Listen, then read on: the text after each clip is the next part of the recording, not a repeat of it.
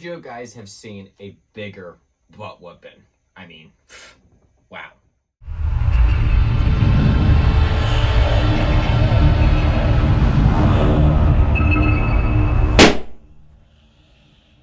Nate's Cosplay Collectibles here. Here we have to talk about this beautiful, oversized hardcover that I have down here. This is the Avengers Assemble Volume 5 by Kurt Busiek here. This is a super insane Kang storyline. So with Kang coming out next month, this book might be something you want to pick up and read. I mean, they have some hefty pricing, but we'll go over that a little bit in the video here.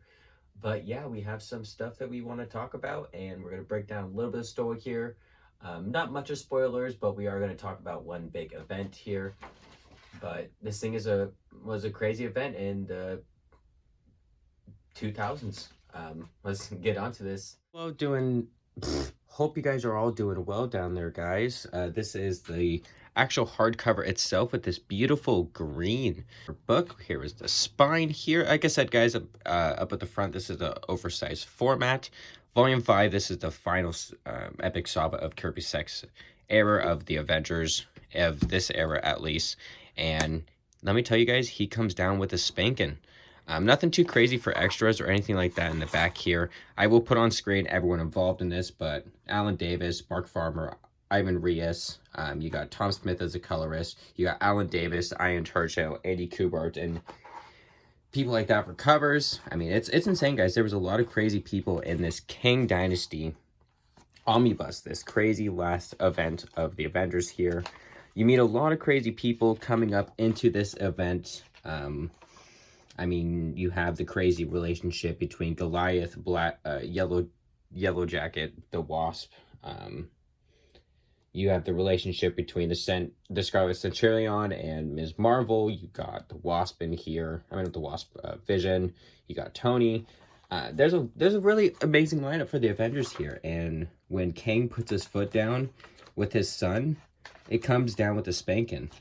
In this story, though, it's not just only Kang battling the Avengers. It's a story of Kang kind of trying to teach his son a moment of kind of being a king. And in this battle between the Avengers, seeing if they're really, I guess I would say, qualified to be who they are, I would say. I mean, it's one of those type of stories, guys. It's an insane, epic finish of the story. The Presence is the villain you just got done seeing here. And man, he comes in hard, and Kang puts kind of a big war against everyone, and this war goes throughout this whole entire series here.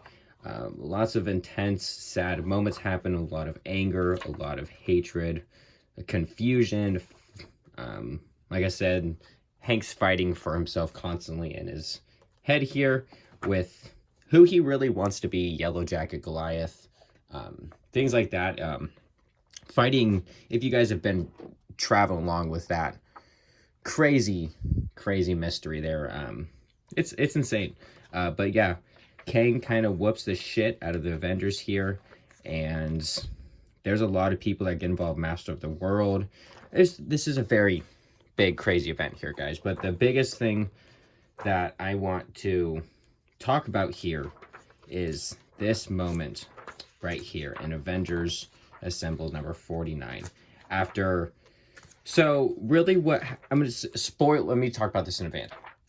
So after you've read about halfway through this book, you have found out that this isn't spoiled as much because this happens very beyond in the book. So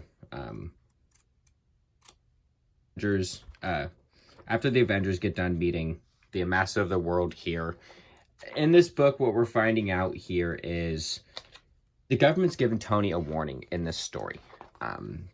They've basically stated that he only has just so many hours to contain Kang, or the government's going to go involved and release the Sentinel program on Kang to take him down. And Kang stated in the beginning of this book, he wants no one interfering with what he's doing right now. If you interfere with what's going on, there's going to be some crazy shit that happens. And of course, knowing who the government is, they don't care.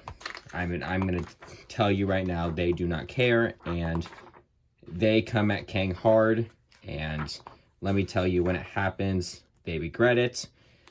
Like I said, they released the program. It just releases hell. It pisses off Kang. And of course, what is the dumbest thing that the government doesn't know is Kang is a master manipulation of robots and things like this. So he's not really scared of this, and he just kind of takes him against his own lead. So spoilers in advance now. I'm going to tell you guys right now, this is where shit hits the fan. So when Kang takes a hold of the Sentinels, he not only just takes over them, he takes over the whole Earth here. So you have no dialogue for about a good amount of pages here, and the artwork speaks for itself. You didn't need the dialogue here. It's just emotion after emotion after emotion, and you just watch Kang just take over the Washington, D.C., because they're the ones that obviously attacked. And Kang said, I'm going to attack whoever comes after me. So he comes here, does this. Yikes. Yikes. It just gets worse, guys. It just gets worse. And the Avengers try to stop it. They try to think they can. And of course, no. Kang just wipes out everything, guys. And they sign over the United States over to Kang. How crazy is that, guys? And then the rest of the story is basically the Avengers trying to take over that. And I mean, there's more to it, obviously, but it's the more of the Avengers trying to deal with the events after that. And it's so insane, guys. But yeah, that's the real big thing that made me love this story so much. It really established how crazy Kang was as a villain. Yeah, gosh, it's just the genocide he caused in Washington, D.C. when he was like, no, I'm putting my foot down. I'm spanking you. I was mad that you didn't listen to me. And of course, there's obviously that point in comics when, of course, the government's not going to listen, when someone this powerful with this much not just knowledge, power, everything, is basically a god and does this. It's hilarious in my opinion. It was such a big butt whooping, and it was probably one of my favorite parts of this book. But yeah, that was Avengers Assembled, Volume 5. Yeah, so let's go on up, talk about it, finish it. Seen a bigger butt whooping.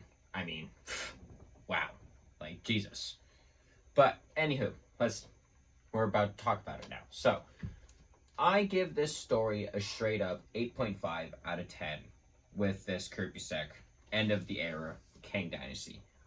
It's a very, very intense, amazing storyline. The only reason I have an 8.5 is just sometimes the dialogue can get a little heavy. So I guess I'll give it a 9. Just give it a 1 brownie point away just for the dialogue. Sometimes you can get lost a little bit throughout just parts of the book. It's not throughout the whole book, it's just parts, so it's not bad. The artwork is outstanding, the coloring is outstanding,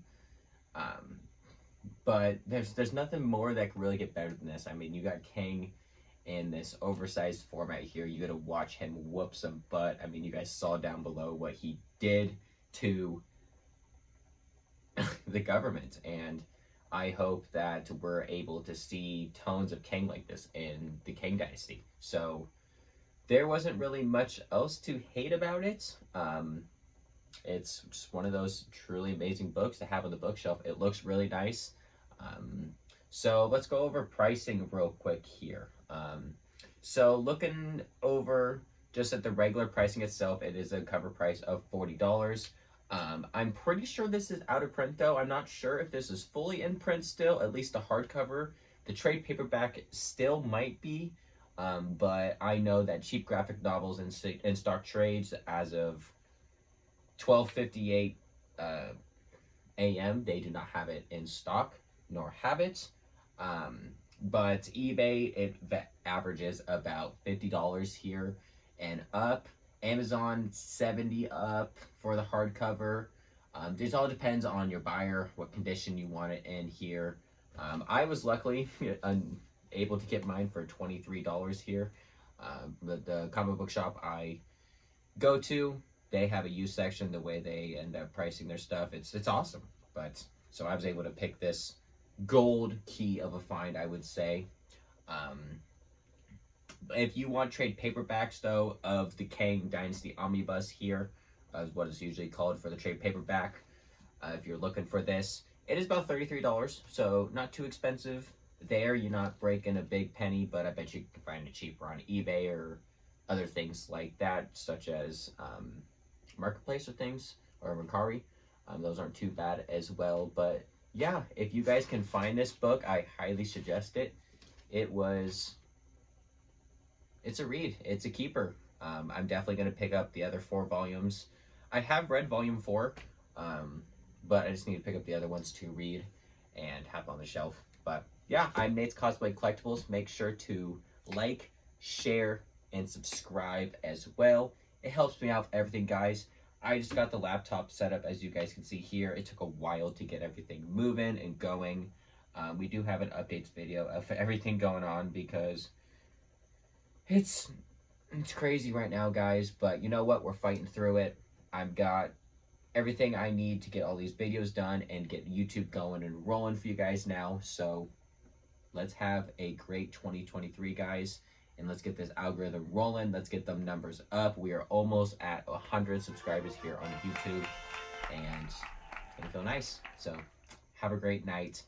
I'm going to go make sure this video is recorded for you guys to have in the morning. So have a good one. And I hope you like the light.